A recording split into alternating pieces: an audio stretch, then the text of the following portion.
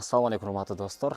Бүгүн биз сиздерге сонун бир видео тасма тартуулоону туура көрдүк. Москва дегенде эле ар кандай жумуш жөнүндө көп нерселерди көрөбүз, бирок биз бүгүн Москвадагы сонун музейге келдик. Ошондуктан биз менен чогуу болуңуздар. Бул экскурсия авто сүйүүчүлөр үчүн болот. Кеттик анда. Информациялар тилекке каршы жазылган эмес экен.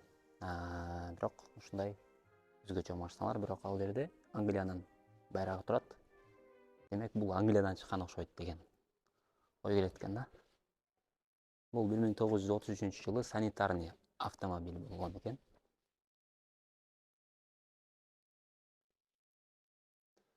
Булар дагы 1931-жылы пайдаланган автомобилдер.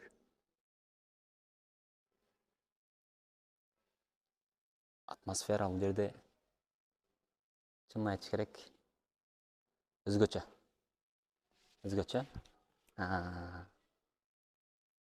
Мындай машиналарды биздин аталарыбыз жүрдү окшойт го дейм. Биз эми көрбөй калдык, бирок биз кинолордон гана көрчүбүз.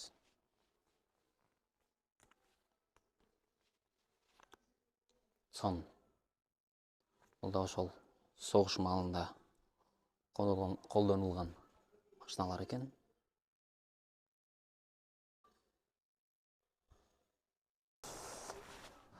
Улантабыз. Ушундай атмосфера. Хлеб деген машина бар экен бул жерде. Видео бир аз мындай сапатсыз болуп калса кечирим сурайбыз. Колдон келишинче аракет кылып атабыз. Бул болсо 1937-жылы Германияда алгач болуп жасалган машиналардын башталышы десек болот да.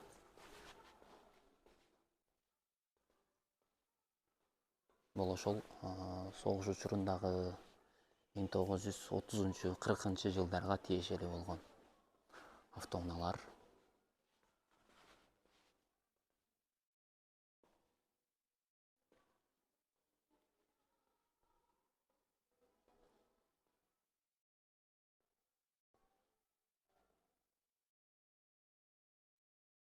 Отуз тогузунчу жыл командирский автомобиль Opel дейт. Бул Opel экен, достор.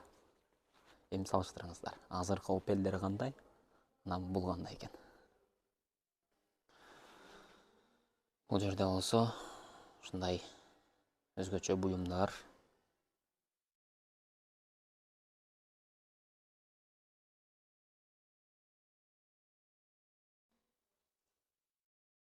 Бул экинчи зал. 41-жыл ГАЗ-64 деген автоунаа ушул экен.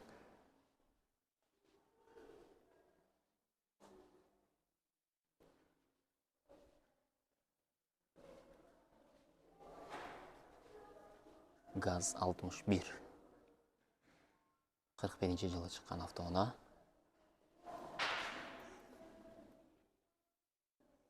ММ-61 деген машина экен. ГАЗ ММ деген машина экен.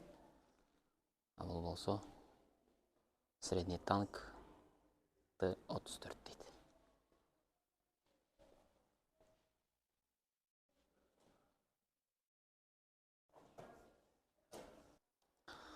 Мындай модельди эч ким көрбөсө керек.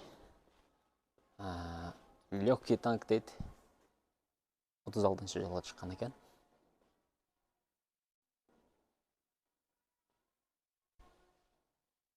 Бул ошол улуу ата мекендик согуш учурунда колдонулган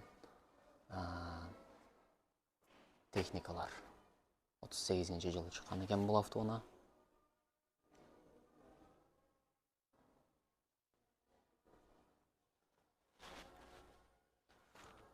Мондай машинаны биз кинолордон гана көргөнбүз. 39-жыл. Муну караңыздар.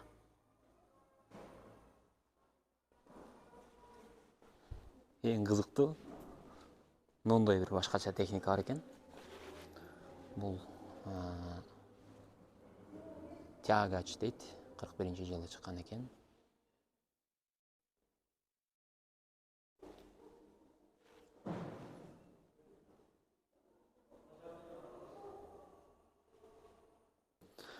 Бул эң кызыктуу достор. Германиянын эң алгачкы 1943 жылы чыккан пожарный машинасы экен.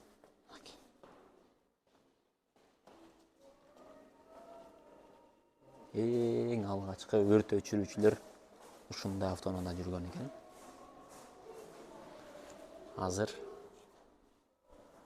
бир кыйла өзгөрүүлөр көп. Светтерин караңыздар, прожекторду. Улантабыз дагы да болсо,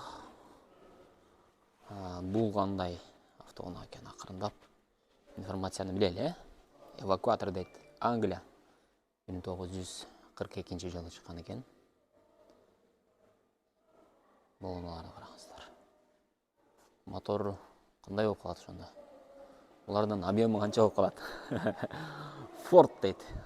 Ford үлгүсүндөгү автоунаалар экен. Бул азыркы учурда дагы бизде бар.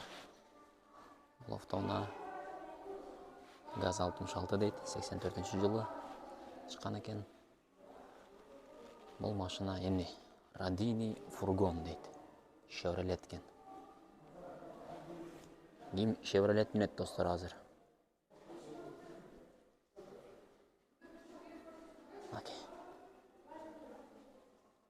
А бул болсо командирская машина, США 1943 жыл дейт.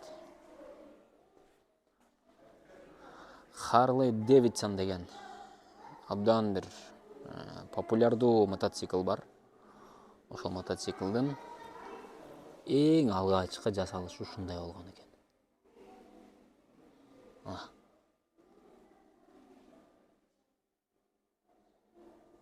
Бул жерде толук информациясы жазылып турат. Паузага коюп көрсөңөр болот, достор. Кийинкиси ушундай деп коет. Сууга, карга тыгылбай турган ушундай бир техника экен.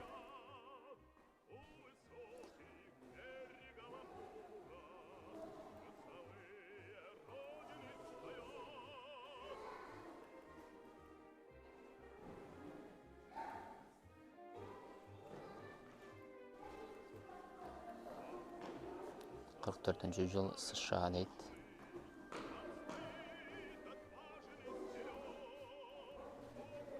Бул болсо российский номер менен экен. Бирок 43-жыл дейт.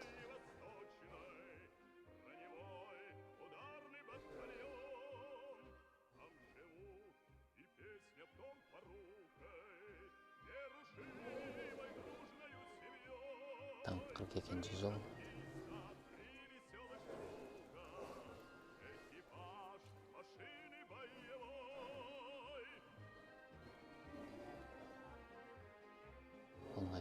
Fiat Италиянын машинасы экен. Эң алгачкы жолу чыккан Fiat'тар ушундай экен. Караңыздар. Еще эң кызыгы правый руль. Руль оң тарапта экен. Буда дагы эң башында ошо 41-жылдардан ошол убакта эле оң рульдүү автоунаалар пайда болгон экен. Бул дагы грузовой автомобиль, Таурус дейт. 41-жыл Италиянын автоунаасы. Бул дагы руль оң тарапта.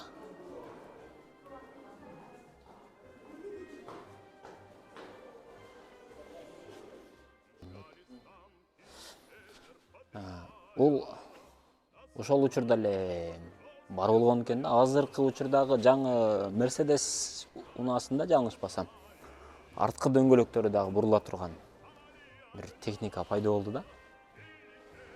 Бул караңыздар. Эмне деген машина көрөбүз эми. Информациясы бул жакта жазылган.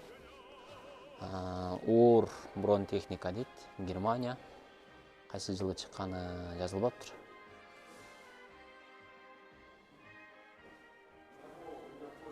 Ошол учурдагы нерселер эле акырындап кайталанып аткандай эле сезилет да. Бул жакта мен азыр көрсөттүм буга чейин. Оң рулдүү автоунаалар болгон экен да. 38-жылы оң рулдүү. Кызык. Германия 40-жыл. Бул машинанын объему канча деп ойлойсуздар? Жүк көтөрүмдүүлүгү боюнча маалымат болсо керек. Паузага коюп көрсөңөр болот достор. Австриянын машинасы. Командирский автомобиль дейт. Бул судан таап алышыптыр деп эле билем. Маалыматтарды айтып берсең. 35-жыл Германия дейт. Opel. Негизи ушундай автону алган экен ал. Opel. Жанадагы видеонун башында дагы бир Opel'ди көрсөттүк силерге.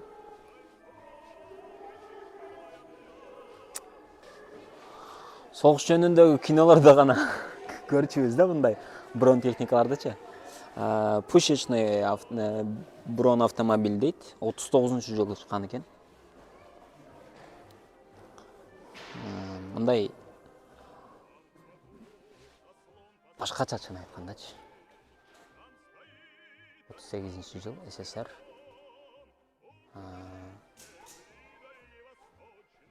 Бул не ташкан мында?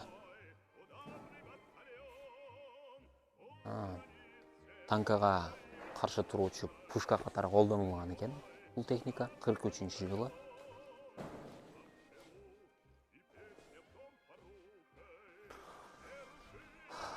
Бул ошол согуш учурунда прожектор болгон экен.